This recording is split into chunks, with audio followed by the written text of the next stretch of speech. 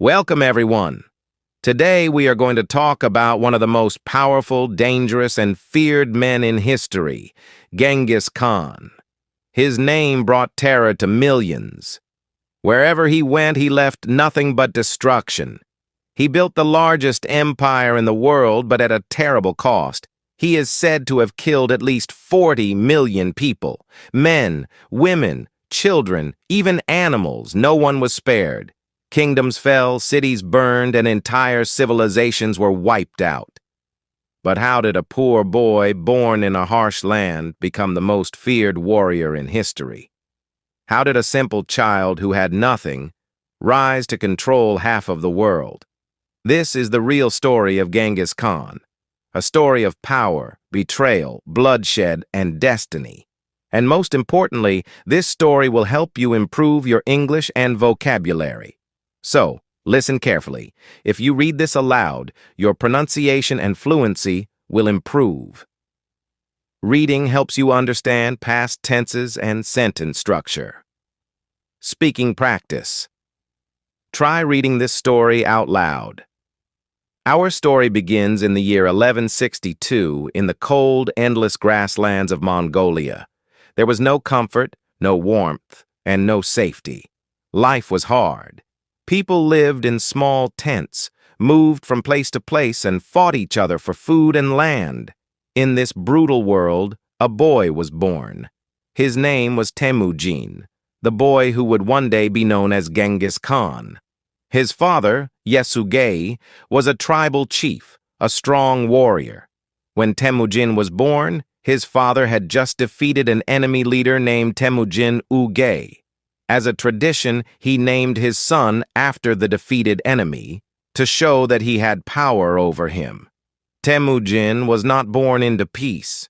He was born into war and blood, and from the moment he opened his eyes, he had to fight to survive. The Mongolian plains were merciless. There were no cities, no schools, no hospitals, only open land, violent tribes, and freezing winters. If you were weak, you died. If you were strong, you fought. Temujin grew up in a small family tent, living with his parents, his 3 brothers, his sister, and his half-brother. They had very little food, only drinking horse milk and eating wild animals when they could catch them. But there was one rule in Mongolia: if you are strong, you lead. If you are weak, you die. And this rule would soon change Temujin's life forever. One day, when Temujin was around 9 years old, his father, Yesugei, was poisoned by enemies. Yesugei had made the mistake of eating food given by a rival tribe. As soon as he ate, he fell to the ground, coughing blood, his body shaking. He knew he was dying. He looked at his son Temujin and said, "Son, you must be strong. You must never trust anyone. If you are weak, they will kill you." And with those last words, his father died. Temujin, his mother, and his siblings were now alone. They were abandoned by their own tribe. Their own people betrayed them. Temujin's mother, Hoelun, was a strong woman, but no one wanted to follow a widow and her small children. The tribe threw them out, leaving them to starve. Temujin, his brothers, and his mother were now beggars. They lived in the wild, eating rats, birds, and even insects to survive. The Mongolian winters were deadly. The cold was so intense that their fingers would turn blue and their lips would bleed. But Temujin never forgot his father's words. "You must be strong." And one day something happened that would change him forever. Temujin had an older half-brother named Bektar. As the eldest, Bektar thought he was in charge. He would steal food from the family, taking the best meat and leaving the rest to starve. Temujin hated him. One day, as Bektar once again took their food, Temujin's anger exploded. His eyes turned dark. His heart became stone. He picked up a bow and arrow, aimed it at his brother, and shot him dead. His own blood spilled onto the ground, but Temujin felt no regret, no sadness. He looked at the lifeless body of his brother and said to himself, "If I want to survive, I must kill. If I want power, I must take it." That day, Temujin became a warrior. At the age of 15, Temujin was captured by an enemy tribe. They tied him with wooden shackles and treated him like a slave. But Temujin was not an ordinary boy. He waited for the perfect moment. One night, when the guards were asleep, he saw an opening. He grabbed a wooden club, smashed the guard's skull, and escaped into the night. Barefoot, bleeding, and weak, he ran through the freezing Mongolian plains. The wind cut his face, his breath was short, but he did not stop. When he finally returned to his mother, he whispered to her, "Mother, I will never be weak again. I will build my own tribe. I will take my revenge." From that moment, Temujin's real journey began. Temujin had escaped from his enemies. He had killed his own brother. He had survived hunger, cold, and betrayal. But he was still alone. He had no army, no power, and no tribe. But he had something more important, a dream. He wanted to unite all the Mongolian tribes and become the most powerful leader in history. But before he could rule, he had to fight, suffer, and prove himself. Temujin knew that he could not win alone. He needed strong warriors. He needed people who would stand by him. One day, he met a young warrior named Jamuka. They were the same age, both smart and strong. They became blood brothers, a Mongolian tradition where two people mix their blood and promise to be loyal forever. Jamuka and Temujin trained together, hunted together, and dreamed of ruling together. But fate had other plans. At the age of 16, Temujin got married. His wife's name was Borte. She was beautiful, smart, and strong, just like him. Borte believed in Temujin. She told him, "You are different from other men. You are destined to be great." Her words gave him strength, but their happiness did not last long. One night while Temujin was away, a rival tribe called the Merkits attacked his camp. They burned the tents, stole the horses, and kidnapped Borte. When Temujin returned, he found everything destroyed. His wife was gone. He fell to his knees and clenched his fists. His heart burned with rage. "I will find you, Borte," he whispered, "and I will destroy those who took you." Temujin needed help. He went to his old friend Jamuka and another powerful leader, Togrul Khan. "Fight with me," Temujin said. "Help me save my wife." They agreed.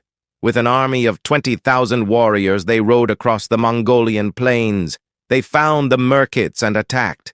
The battle was brutal. Arrows flew through the sky, swords clashed, and men screamed. Temujin fought like a wild beast, cutting down anyone in his path. The Merkits were defeated. Temujin killed their leader and took back Borte. When he saw her, his heart softened. She ran into his arms and whispered, "I knew you would come." But Borte had a secret. She was pregnant. Temujin did not know if the child was his or the Merkit leader's, but he accepted the baby as his own. His family was together again. But this war was only the beginning. Temujin and Jamuka had been like brothers. But as Temujin became stronger, Jamuka became jealous. Temujin believed in loyalty and discipline. He treated all his soldiers equally. But Jamuka believed in the old ways, where only nobles had power. Soon, their friendship broke. Mongolia divided into two sides. Temujin's army, those who wanted change, Jamuka's army, those who wanted the old ways. The two former brothers now became enemies. In 1186, the two armies met. Temujin had 20,000 warriors. Jamuka had 30,000. The battle was bloody. Temujin fought like a demon. His soldiers were loyal and disciplined. They moved like a single force, attacking fast, using strategy. For a moment it seemed like Temujin would win, but suddenly Jamuka tricked him. He sent thousands of warriors to attack from behind. Temujin's army was trapped. They lost. Temujin escaped, but 10,000 of his men were captured. Jamuka did something horrific. He tortured them. He boiled his enemies alive, broke their bones, and beheaded them. This was a mistake. The Mongolian people saw Jamuka's cruelty and began to fear him. Many left his side and secretly joined Temujin. Temujin learned from his defeat. He swore, "I will never lose again." And this time, he would return stronger. Temujin changed the way Mongolian warriors fought. Loyalty over blood. Before, only nobles could be generals. Temujin changed this. He said, "It does not matter who your father is. If you are strong and loyal, you will lead." This made common warriors love him. Discipline and unity. Mongols used to fight in small groups. Temujin changed that. He organized his army in units of 10, 100, 1,000, and 10,000. They fought as one. 3. Speed and fear. Instead of fighting face-to-face, Temujin trained his men to use fast attacks, trickery, and terror. He turned his warriors into an unstoppable force, like a pack of wolves, and soon he would use them to take revenge. Years later, Temujin returned. This time, he had an unstoppable army. Jamuka's army was not loyal. Many of them betrayed him and joined Temujin. Jamuka had no escape. His own men captured him and brought him to Temujin. Everyone expected Temujin to torture him, just as Jamuka had tortured his men. But Temujin did something shocking. He looked at Jamuka and said, "You were once my brother. I will not make you suffer." Then, he ordered a quick and painless death for Jamuka. The Mongolian tribes saw this mercy, and they respected him. For the first time, all of Mongolia began to unite under one leader, Temujin. In 1206, the Mongolian tribes gathered together. They chose Temujin as their great leader. They gave him a new name, Genghis Khan, which means universal ruler. But Genghis Khan did not want to rule just Mongolia. He looked beyond the horizon and whispered, "The world shall be mine." And with that, the greatest conquest in history began. Genghis Khan knew that the richest land near Mongolia was China. The Chinese kingdoms were powerful, but divided into different dynasties. Jia Dynasty, Western China. Jin Dynasty, Northern China. Song Dynasty, Southern China. Genghis Khan decided to attack Jin Dynasty first because they had insulted him before. When he was a young leader, he sent a message to the Jin emperor asking for trade, but the emperor replied, "You are just a barbarian. You are nothing compared to us." Genghis Khan never forgot insults. He waited years for the right moment. In 1211, Genghis Khan and his army of 100,000 warriors attacked the Jin dynasty. The Mongols moved like a storm, burning villages, cutting off food supplies, and using terror to make people surrender. By 1215, they reached Beijing, the capital of Jin. But the city had huge walls, and Mongols were not used to attacking walls. So Genghis Khan changed his strategy. He blocked all food supplies so people inside the city starved. He used Chinese engineers to build siege weapons. He sent spies to create chaos inside the city. After months of suffering, Beijing surrendered. Genghis Khan and his warriors entered the city like gods. Some say that over 1 million people were killed in the attack. The Mongols burned Beijing to the ground. This was Genghis Khan's message to the world. No one insults the Mongols and survives. After destroying the Jin dynasty, Genghis Khan wanted to expand westward. At that time, Khwarezm Empire, modern Iran, Turkmenistan, and Uzbekistan, was one of the richest empires in the world. The Khwarezm Shah ruled over millions of people. Genghis Khan did not want war. He wanted trade. He sent 500 Mongolian merchants to the Khwarezm Shah with a message: "Let us be partners. Mongolia and Khwarezm will trade in peace." But the Shah made a terrible mistake. He killed all the merchants and sent their heads back to Genghis Khan. This was a declaration of war. Genghis Khan was furious. In 1219, he sent an army of 200,000 Mongols to destroy Khwarezm forever. The Mongols moved with lightning speed, using their famous horse archery and hit-and-run attacks. The Shah tried to fight back, but the Mongols were too fast, too disciplined, and too ruthless. The most powerful cities of Khwarezm, Samarkand, and Bukhara fell in days. Before burning Bukhara, Genghis Khan stood in front of the people and said, "I am the punishment of God. If you had not committed great sins, God would not have sent me upon you." Over 1.5 million people were slaughtered. The Mongols burned cities, poisoned wells, and killed every soldier. The Shah ran away like a coward, but Genghis Khan hunted him down. With the fall of Khwarezm, the entire Middle East feared Genghis Khan. By 1223, Genghis Khan's empire stretched from China to Persia. But he wanted more. His army marched towards Russia and Eastern Europe, defeating the Russians, Hungarians, and Bulgarians. But in 1226, something happened that forced Genghis Khan to return home. A small kingdom in western China, Xia dynasty, Tangut people, had betrayed Genghis Khan. They had promised to support him, but when he was busy fighting in the west, they stopped paying tribute. Genghis Khan was angry. Even though he was in his 60s, he personally led his army to attack the Tangut people. The Mongols destroyed their cities, burned their temples, and killed their royal family. By 1227, the Xia dynasty no longer existed. During the Tangut War, Genghis Khan fell off his horse and was badly injured. Some say he never fully recovered. Others believe he was sick or poisoned. In August 1227, the great conqueror took his last breath. Before he died, he gave his final command: "Do not tell anyone about my death until we finish this war." Even in death, he was a warrior. His body was buried in a secret location, and the Mongols killed anyone who saw the funeral to keep it a secret forever. To this day, no one knows where Genghis Khan is buried, because the Mongols kept it a secret.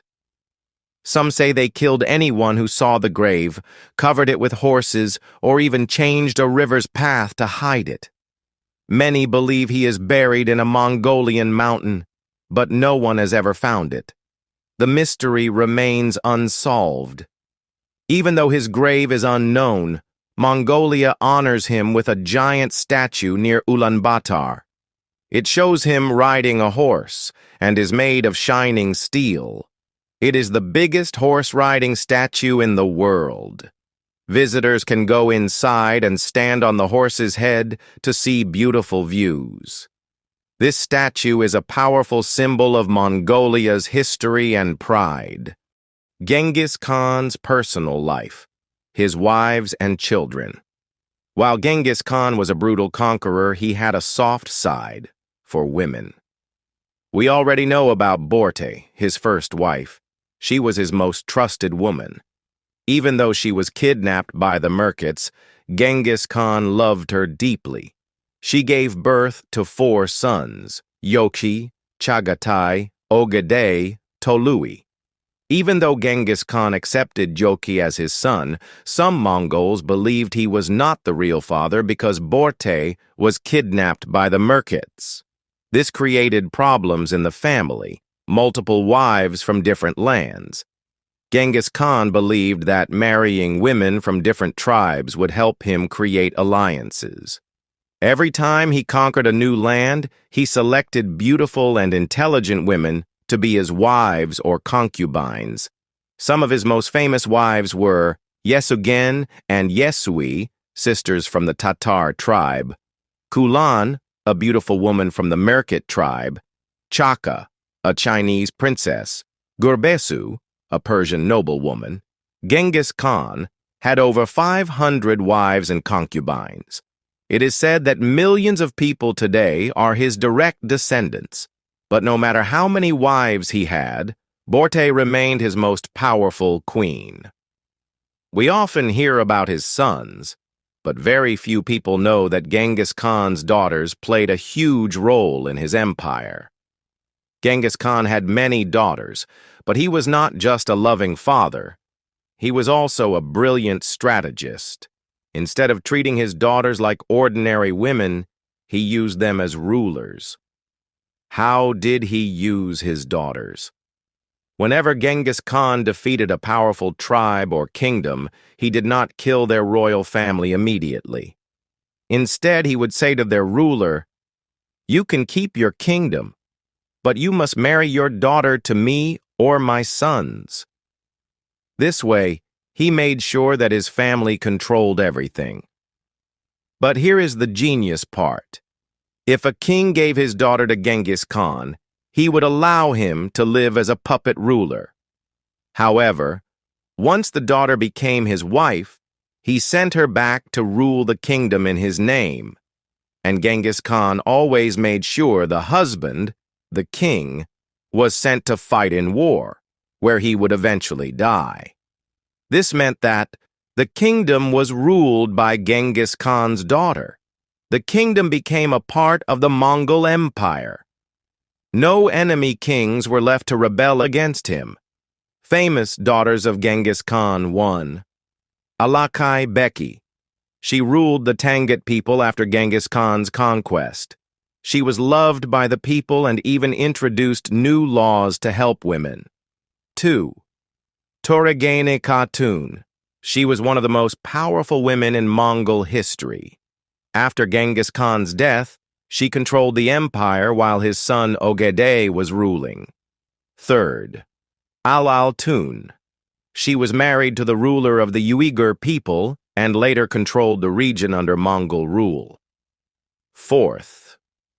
Sorghaghtani Beki. She did not rule directly, but she was the mother of Kublai Khan, who later became the emperor of China. His daughters were just as ruthless as their father. They ruled with iron fists and made sure no rebellion could rise against the Mongols. It is believed that Genghis Khan fathered hundreds of children. Today, 1 in 200 men in the world carries his DNA. Even though Genghis Khan died in 1227, his empire did not stop growing. Under his sons and grandsons, the Mongols conquered more land than ever before. The Mongols, led by Hulagu Khan, Genghis Khan's grandson, attacked Baghdad, the heart of the Islamic world. They destroyed the city completely, killing the last Abbasid caliph. This was the end of the Islamic Golden Age. The Mongols, led by Batu Khan, attacked Russia, Poland, and Hungary. In 1241, they won the Battle of Legnica, defeating a combined European army. The Mongols were ready to invade Germany and France, but suddenly Ogedei Khan died, and they had to return to Mongolia. In 1271, Genghis Khan's grandson, Kublai Khan, became the emperor of China. He created the Yuan dynasty, the first foreign dynasty to rule all of China. He moved the capital to Beijing and ruled in a more civilized manner. Even though Genghis Khan was a ruthless conqueror, he also changed the world forever. 1. The largest empire in history. His empire stretched from China to Europe, covering 22% of the world's land.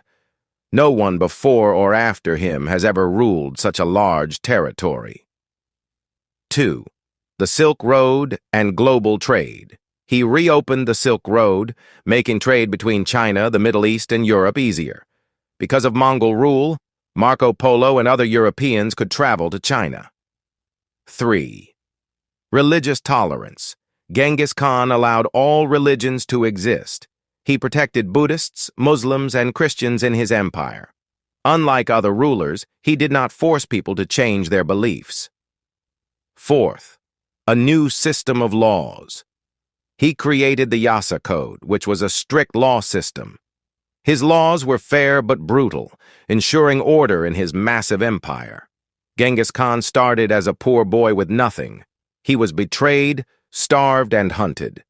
But he never gave up. He fought back, united the Mongols, and built the greatest empire in history.